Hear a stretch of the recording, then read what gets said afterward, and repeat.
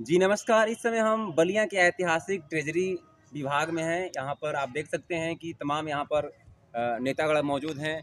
निश्चित तौर पर यह ऐतिहासिक इसलिए मैं कह रहा हूँ क्योंकि यहाँ पर ऐतिहासिक पहल हुई है। यहाँ पर पेंशनर वाटिका का यहाँ पर शिलान्यास किया गया है और निश्चित तौर पर एक ऐतिहासिक बलिया के लिए नहीं, पूरे उत्तर प्रदेश के लिए भी एक अहम पहल कही जा सकती है। दूसरा पहलू ये है कि यहाँ पर एक और शख्सियत मौजूद हैं जिनका अगर हम नाम ना लें तो कहीं ना कहीं बेईमानी होगी। वह शख्सियत है जिन्होंने राजनीति में संघर्ष से अपनी इबादत लिखी है। जी हाँ, निश्चित तौर पर राजनीतिक पटल पर अपनी एक अमिट छाप छोड़ते हुए बलिया जिला बीजेपी अध्यक्ष के रूप में उन्होंने पद अभी नवनियुक्त ग्रहण किया हुआ है। निश्चित तौर पर उनका जीवन, उनका संघर्ष काफ़ी ही सराहनीय है। आइए बात करते हैं कि उस ऐतिहासिक जो कि आनंद दुबे जी हैं, वरिष्ठ कोषाधिकारी, उनकी ये पहल है, उस पहल में एक पुण्य के भागी बन रहे हैं। क्या उनकी सोच है? सर, अभी आप ढेर सारी आपको शुभकामनाएं। अभी आपको नवनियुक्त जिला अध्यक्ष नियुक्त किया गया है बलिया बीजेपी का। आपका जीवन संघर्षों से युक्त रहा है, काफ़ी आपने संघर्ष किया, जमीनी स्तर के आप नेता हैं। निश्चित तौर पर आपको ढेर सारी शुभकामनाएं। अभी जो आनंद दुबे जी हम लोग के वरिष्ठ कोषाधिकारी हैं, आप बता रहे थे कि आपने कोई वीडियो देखा, वायरल वीडियो कोई देखा, आपने उनको तुरंत कॉल किया, तो कहीं ना कहीं ये दिखाता है कि जो आपकी पूर्व की जो कार्य करने की शैली है वो निश्चित तौर पर एक सराहनीय शैली आपकी रही है। तो जो आनंद दुबे जी की पहल है पेंशनर वाटिका को लेकर, अपने पेंशनरों को लेकर, जो कि जब लोग बुजुर्ग हो जाते हैं कोई उनको पूछता नहीं है, तो कहीं ना कहीं उस समय आंसू पोंछने का काम हमारे वरिष्ठ कोषाधिकारी जी कर रहे हैं। आप उसके बारे में क्या कहना चाहेंगे? देखिए, ये बहुत ही अच्छी पहल है। और जहाँ तक अपने संस्कृति में है कि नर नर सेवा नारायण सेवा, इससे बड़ा सेवा कोई भी नहीं होता।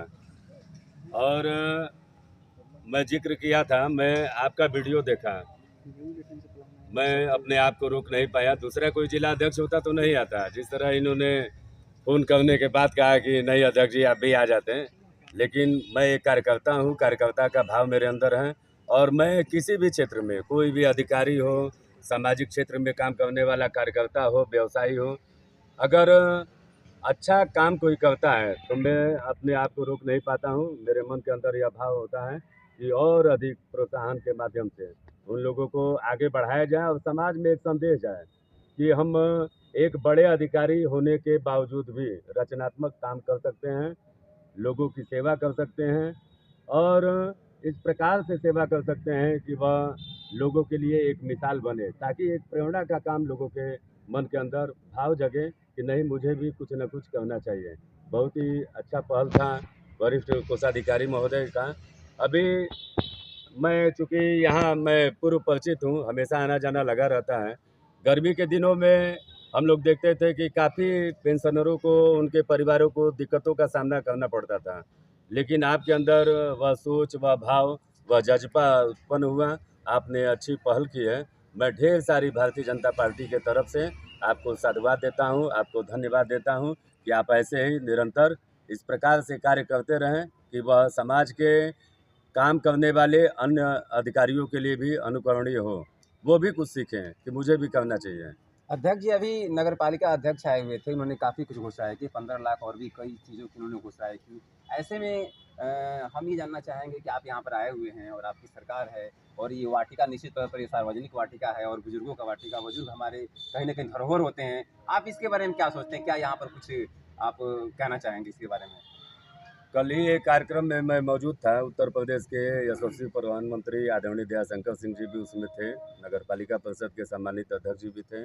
और उन्होंने हमसे चर्चा किया कि अध्यक्ष जी, मैं टिजरी में यह पहल है उसको करना चाहता हूँ, इस काम को करना चाहता हूँ। मैंने उनको भी प्रोत्साहित किया। मैं कहा कि देखिए चेयरमैन साहब, काम कोई भी ऐसा होना चाहिए कि समाज को दिखे, समाज उससे संदेश ले सके।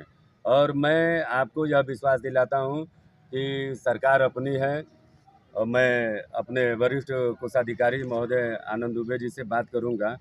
जहाँ तक हो सकता है कि इसके सुंदरीकरण के लिए सुविधाजनक कौन-कौन से काम हो सकते हैं, ताकि पेंशनर जो यहाँ पर आवें, उनके परिवार के लोग आवें, तो उनको यहाँ राहत महसूस हो सके।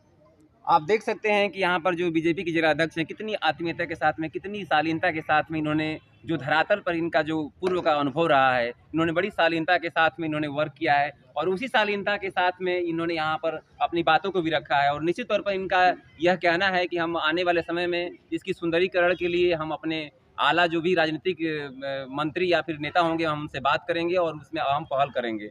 और यहाँ पर एक और, जैसे कि इंडिया ने विश्व कप जीता था, कई खिलाड़ियों ने शालीनता से अपना प्रदर्शन किया था, वैसे ही एक ऐसे खिलाड़ी हैं, एक ऐसे टीम के सदस्य हैं आनंद दुबे जी के, जो कि डिप्टी आपके कैशियर हैं, बड़ी शालीनता के साथ में, बड़ी कदम और ताल के साथ इनके साथ मिलाकर चलते हैं। आइए थोड़ा उनसे ही बात करते हैं। जी सर, देखा जाए कि हमेशा आप उनके पीछे साये की तरह दिखाई देते हैं, आखिर आप कैसे कर पाते हैं? काफ़ी जिम्मेदारियां भी रहती हैं, कहाँ से प्रेरणा आपको मिलती है, क्या कहना चाहेंगे आप? हमारे जो सर हैं टीओ सर, आप बहुत ही दृढ़ संकल्पित हैं और ये देख रहे हैं जैसा कि आप हमारे जिलाध्यक्ष महोदय भी हैं, और ये जो उपवन है इसको विकसित करने का कार्य प्रतिदिन प्रेरणा हमें सीनियर टीओ सर से मिलती है।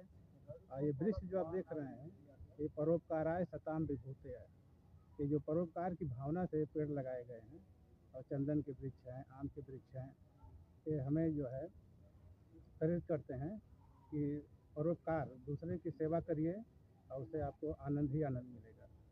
तो आप देख सकते हैं कि हर जगह आनंद की ही बात हो रही है, और कहीं ना कहीं हमारे ट्रेजरी के जो अधिकारी हमारे हैं आनंद दुबे जी, उन्होंने पूरे जिले में आनंद ही आनंद का एक बारिश रूपी बौछार किया हुआ है। निश्चित तौर पर यह एक दूरगामी इसका परिणाम होगा, और आने वाले समय में केवल पेंशनर ही नहीं, यह एक टूरिज्म का केंद्र बन सकता है। निश्चित तौर पर हम यही चाहेंगे और ईश्वर से प्रार्थना भी करेंगे कि टूरिज्म का केंद्र बने और बलिया का नाम और आनंद दुबे का नाम रोशन हो।